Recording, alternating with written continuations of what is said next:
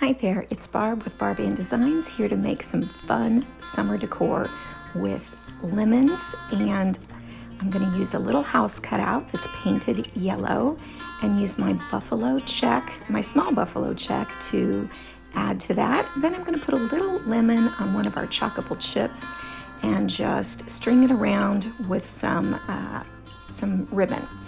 Next, I'm going to use a board and use our transfer that says, "When life gives you lemons, make something sweet."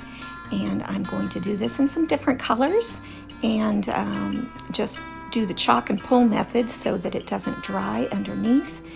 And then once I'm all done with this, I'm going to have a really great summer decor. Couture are silkscreen reusable adhesive back transfers that you can use over and over again. So after I was done with this project, I just washed them all and they're ready to go for another project.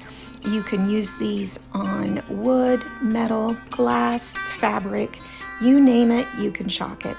If you'd like to hear some more about Chalk Couture, then you can just direct message me or leave a comment and I will give you all the information. You can also shop at chalkcouture.com/barbanddesigns.